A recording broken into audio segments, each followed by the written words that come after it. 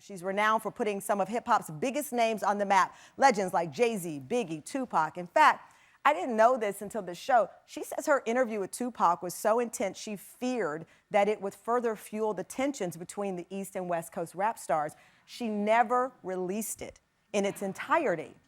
And for more than 2 decades since, Angie has become known as the voice of reason in the hip-hop world for her interviews. But 3 years ago, she was in a near-fatal car crash that fractured her spine.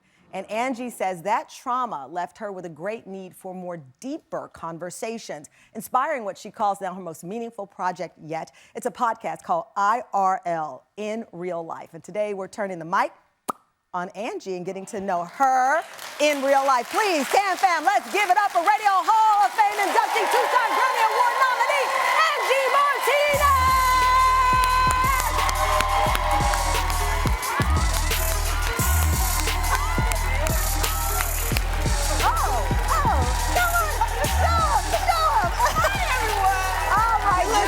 As always. You're beautiful. Look at you. Oh my gosh, I love this. They are. Oh my gosh, I love it. Thank you, baby. Are those boots all the way up? They are. Oh my gosh. Listen. I laugh because the last time I saw you, you know what happened with the wardrobe? Remember, they lost your luggage in Atlanta. It turned out to be the coldest, rainiest day in Atlanta. It was. And you had a short set. And I had shorts on. And Atlanta was freezing. And you had to get on the plane. And then we got on the plane. We were interviewing Mary J. Blige and her friends at her thing. And then I had these shorts on. I had no coat. And I was like, I want me to give you my coat because we were waiting outside LaGuardia. And it was even colder. And there Angie was. I mean, that's a true sister friend. But she's like, baby, you got shorts on, and let me give you my coat. She was like, do you want a coat? Do you want a sweater? Well, look, your comeback is great. Thank there you go. My love. You look beautiful. I pulled it together for you. You just got off the plane from London? I did. No, I was in L.A. I was in L.A. last night. I literally just landed and came straight here, and here I am. So you were in L.A., and we have an exclusive. You sat down, and this is just being announced right now live on our show. I just found out 2 seconds ago we were going to tell you this. Tell so me. I'm like, oh, man, I got to get my verbiage together. You got the Kim Kardashian interview in wake of the scandal with Balenciaga. She's the face of the brand. People have been coming very hard at her relationship with the brand because the brand is now involved in a scandal because of a photo shoot. That had nothing to do with her, but you know, when you're a celebrity and you're tied to it. Bigger than that, I think, though, is the fact that 4 of her children are with Kanye West. Yeah. And this to is me, the that's first the interview? most interesting thing. So I agree. So I launched this podcast recently. This is actually going to be like my 10th episode. So it's still a baby. We're still growing. But I started it, launched it to have these conversations about real life. Like, you know, we know everyone. We've been through things. We all go through stuff every single day, right? And I went through a lot of stuff in the past few years. And I just wanted a different conversation. And luckily, I'm at a point in my career where like the clickbait and the you know, the easy gets, I don't need it. Yeah, that's what, when we launched this show, I said, if you're just gonna come on to plug your product, don't come on. My Tan Fam is worth more than that. We wanna talk about that. We wanna talk about it. For sure. So, but it allows you to have, when you have that freedom, which I'm so blessed to be able to have this type of freedom, I could really sit down with people as human beings, and in real life, somebody like Kim.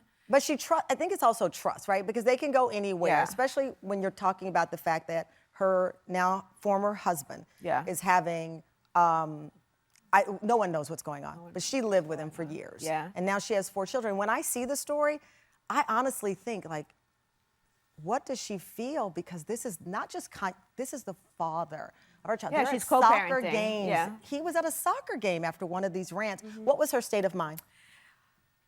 It's a challenging time for her. You know, there's a lot going on for her. But I think one of the fascinating things about her is that how she navigates all that energy all the time. I don't know about you guys or you, but like bad energy or just negative energy, I don't know. I couldn't live every day with all of that stuff coming at me every day. And so I was really interested about how she manages that. Yeah, I was interested too. And keeps sanity and takes care of her kids. And she really, I gotta say, I don't wanna say too much because we literally just did it. I gotta wrap my brain around what everybody's gonna see next week when it drops. But she's, you know, her priority is her kids.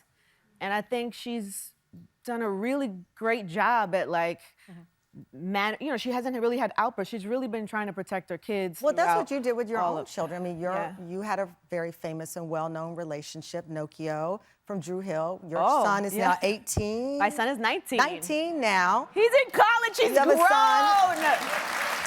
You're a stepmom, so you know what it's like to be in the public eye, but also protect your child and your children's privacy. What was it like for you? Your kids never have to, my kids could be as famous or not famous as they want to be. That's their life. That's for them to decide. But their mom is famous, which makes them... But I'm not that famous. I'm like, I can still go to the... I'm not that famous. Okay. I have the best of both this worlds. show is called Keeping It Real. If you weren't, you wouldn't be on this show. We wouldn't have booked you. Let me just be clear. Listen, no, but my fame is a different type of fame. Yeah. I can go to the supermarket. Yeah. I can go to the mall. I can have a regular life. Somebody might say, hey, Angie. I bet you hear something you can't do. What?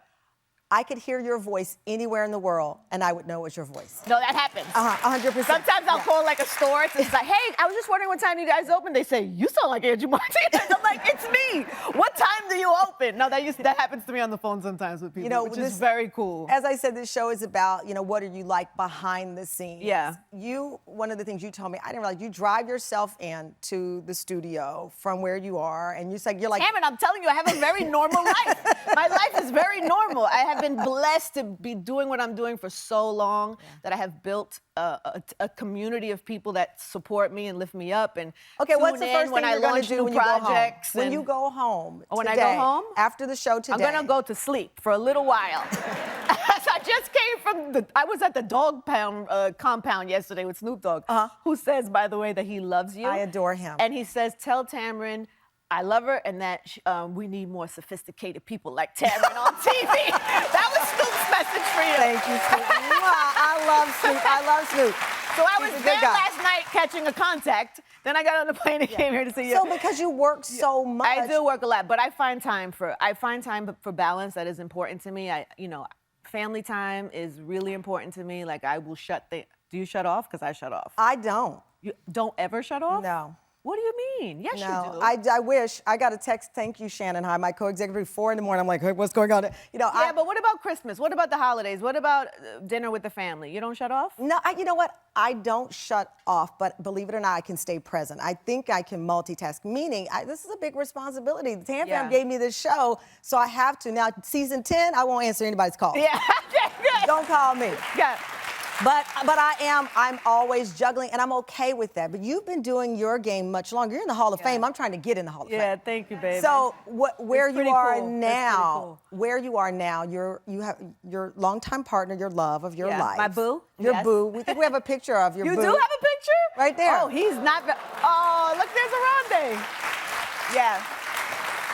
Listen, if you want to do everything and have a great career and be able to have downtime and you got to find somebody who's supportive and who, he at every turn lifts me up. What would he say you're like behind the scenes? Crazy. That would just be him because he thinks I'm crazy. How do you define that? No, but he knows I'm driven. He knows my family comes first. He knows that I'm passionate. Like when I'm locked into something, like I'm sure you are. Yeah. So I just launched this podcast. I'm only on episode 10, but I'm immersed in it. I care so much about the conversations. I care so much about sharing it. And not because it's my career. Okay, what was the last date night? Date night? We went to the theater. We just did something really fun. We do regular stuff. We go to the movies, even though he falls asleep at every movie. 4 minutes in, he's like me. You asked me when do I shut down? I shut down in the movie my husband last. I can't get to 3 minutes of a movie in a theater. Yeah. I am that person next to you you're like, what happened? He's busy too, so when we, even just dinner, even just connecting and sitting at dinner, that's my favorite. I like just a little what'd you do today? Yeah, you just like the chill when you go home. Yeah, because you need that, right? Those are the need moments. Sometimes two people will be so busy, you can miss something, and so any time to check in is great. But we have fun.